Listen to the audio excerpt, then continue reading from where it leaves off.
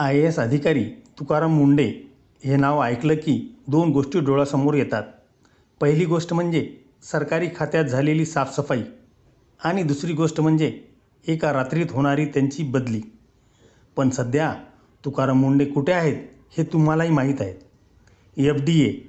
FDA म्हणजेच राज्याच्या अन्न व औषध प्रशासन विभागात. आता लोकांचा समज असा असतो की FDA म्हणजे काय? दुकानात जाऊन पनीर शुद्ध आहे का बघायचं, एक्सपायरी डेट चेक करायची किंवा तपासायची आणि सॅम्पल गोळा करायचे.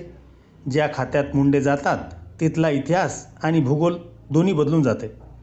मुंडेंनी FDAमध्ये पाय ठेवला आणि 21 दिवसात तब्बल 359 लोकांना जेलमध्ये पाठवलं. 235 FIR झाले आणि 4 कोटींचा माल जप्त केला. पण खरा घोळ इथे झाला तो एका कायद्यामुळे. तो कायदा म्हणजे मकोका. मुंडेंनी थेट आदेश काढला की महाराष्ट्रात गुटखा विकाल, प्रतिबंधित अन्नपदार्थ बाळगाल तर सरळ मकोका लावणार.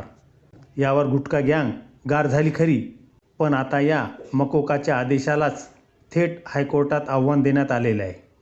मकोकाच्या विरोधात बुलढाण्याच्या एका व्यापाऱ्याने थेट हायकोर्टाचे दरवाजे ठोठावले आणि कोर्टाने मुंडेंच्या आदेशावर गंभीर प्रश्न उपस्थित केले.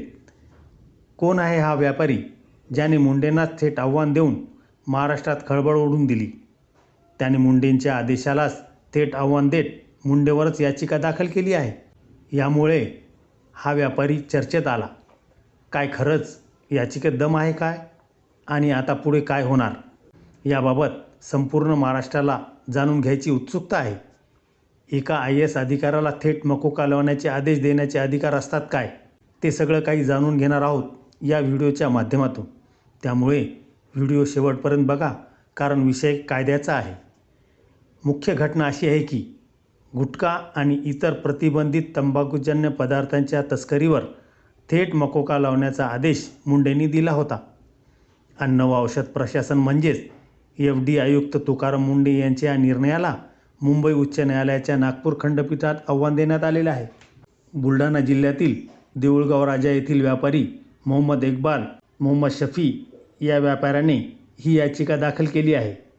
मुंडेंनी काढलेला हा आदेश मनमानी करणारा आहे, एकतर्फी आणि जनसामान्यांच्या अधिकाराचा दुरुपयोग करणारा असल्याचा आक्षेप याचिकेत करण्यात आलेला आहे. या मनमानी आदेशामुळे छोट्या व्यावसायिकांना विनाकारण त्रास सहन करावा लागत असल्याचा दावा याचिकाकर्त्याकडून करण्यात आलेला आहे.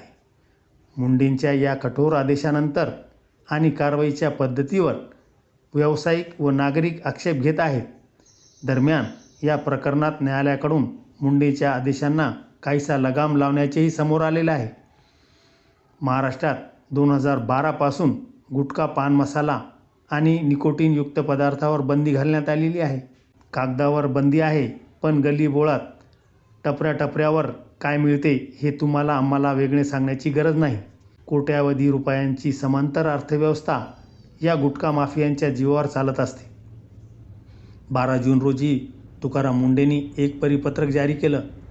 या आदेशात त्यांनी लिहिलं की गुटखा आणि प्रतिबंधित अन्नपदार्थांची निर्मिती करणारे, त्यांचा पाठपुरावा करणारे, वाहतूक करणारे, त्यासाठी आपली गोदामे भाड्याने देणारे आणि अगदी किरकोळ विक्री करणाऱ्यावरही थेट महाराष्ट्र संघटित गुन्हेगारी नियंत्रण कायदा म्हणजेच मकोका अंतर्गत कारवाई करण्यात येईल. यामध्ये कोण येते तर उत्पादन आणि अर्थसहाय्य करणारे, फायनान्सर, गुटखा फॅक्टरी चालवणारे आणि या बेकायदेशीर धंद्याला पैसा पुरवणारे, वाहतूक आणि गोदामे म्हणजेच लॉजिस्टिकवाले, एका राज्यातून दुसऱ्या राज्यात वाहतूक करणारे आणि ते लपून ठेवणारे गोडाऊन मालक, घाऊक आणि किरकोळ विक्रेते म्हणजेच होलसेलर्स आणि रिटेलर्स, यासोबतच स्थानिक पातळीवर माल पुरवणारे डिस्ट्रीब्युटर, टपरीवालेसुद्धा यामध्ये येतात. मुंडेंचं लॉजिक हे होते की गुटखा विकणारा माणूस एकटा नसतो, ती एक संघटित टोळी असते, म्हणजेच ऑर्गनाइज क्राईम सिंडिकेट असतं. त्यामुळे सामान्य फूड सेफ्टी कायद्यानुसार मिळणारा जामीन बंद करायचा असेल तर मकोका हाच एकमेव पर्याय आहे. मुंडेंच्या या धाडसाचे राज्यभर कौतुक झाले. संपूर्ण यंत्रणा हल्ली. आता थोडं कायद्याचं समजून घेऊया. मकोका म्हणजे control of organise crime act.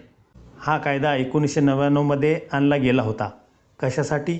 तर मुंबईतल्या अंडरवर्ल्ड डॉनची खंडणी, बहाद्दारांचा आणि संघटित गुन्हेगारी कायद्यांच्या टोळ्यांचा बिमोड करण्यासाठी.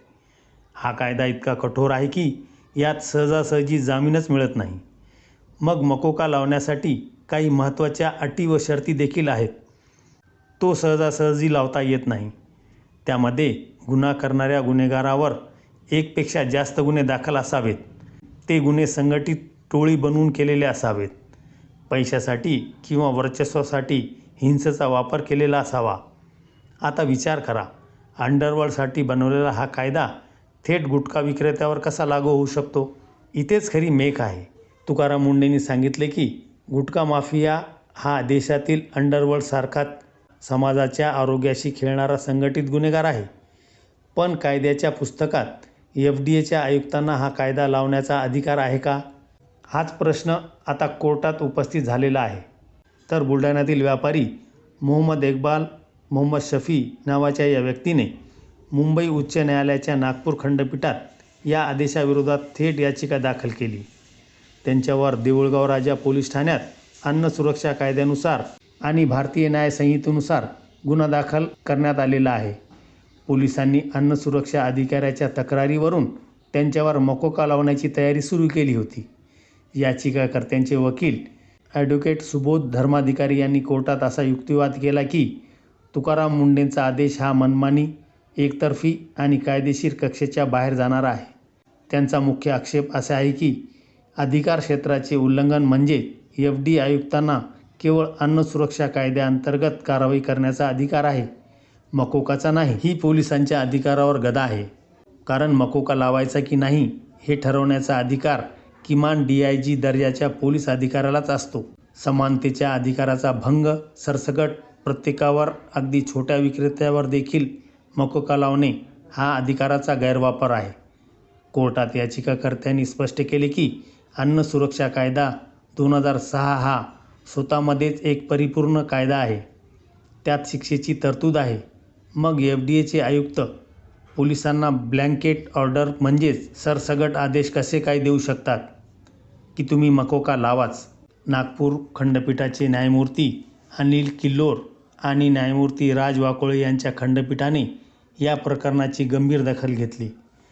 कोर्टाने तुकाराम मुंडेंच्या आदेशाला थेट स्थगिती दिली नाही, पण त्यांनी एक मोठी गोष्ट स्पष्ट केली.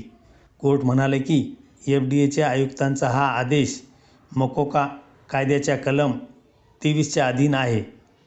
याचा अर्थ असा की मुंडेंनी आदेश दिला असला तरी पोलीस थेट मकोका लावू शकत नाही. जोपर्यंत सक्षम पोलीस अधिकारी स्वतःची खात्री करून घेत नाही तोपर्यंत मकोका लागणार नाही. यासोबतच हायकोर्टाने गृह विभाग, पोलीस महासंचालक आणि FDAला नोटीस पाठवून 3 आठवड्यात उत्तर मागविलेले आहे. या सगळ्या प्रकरणावर राजकीय वातावरणही अगदी तापलेलं आहे. मंत्री संजय सावकार यांनीही या मकोका कारवाईवर विधान करताना अप्रत्यक्षपणे या कारवाईच्या अतिरेकावर बोट ठेवलं होतं. कारण शेवटी सिस्टम विरुद्ध प्रशासकीय अधिकारी असा लढा आपण नेहमीच बघत आलो. तर विषय शेवटी एकाच गोष्टीवर येतो, तुकाराम मुंडेंचा हेतू शुद्ध आहे का? तर 100% शुद्ध आहे. महाराष्ट्रातील तरुणाईला गुटख्याच्या विळखातून बाहेर काढण्यासाठी, भेसळखोरांचे कंबरडे मोडण्यासाठी पावलं उचलणं गरजेचं आहे. जेव्हा सिस्टम सुस्त असतं तेव्हा अशाच डॅशिंग अधिकाऱ्याची गरज असते. सामान्य जनतेला देखील वाटतं. पण एखादा अधिकारी जर चांगलं काम करत असेल जनतेच्या हिताचं, तर ते व्यापारी आणि राजकीय खेकडे बरोबर त्यांना मागे ओढत असतात. आता चेंडू राज्य सरकार आणि गृह विभागाच्या कोर्टात आहे. 3 आठवड्यानंतर सरकार कोर्टात काय उत्तर देणार आणि तुकाराम मुंडेंचा हा मकोका पॅटर्न टिकणार का हे पाहणं महत्त्वाचं ठरणार आहे. पण या विषयावर तुम्हाला काय वाटतं? गुटखा माफियांचा गेम करण्यासाठी मकोका लावण्याचा मुंडेंचा निर्णय योग्य आहे का? की कोर्टाने उपस्थित केलेले प्रश्न कायदेशीरदृष्ट्या बरोबर आहेत? कमेंट करून नक्की सांगा, कारण त्यामुळेच कळतं की महाराष्ट्र काय विचार करतोय. आणि अशाच विश्लेषणासाठी बघत रहा खरा दर्पण यूट्यूब चॅनल. धन्यवाद.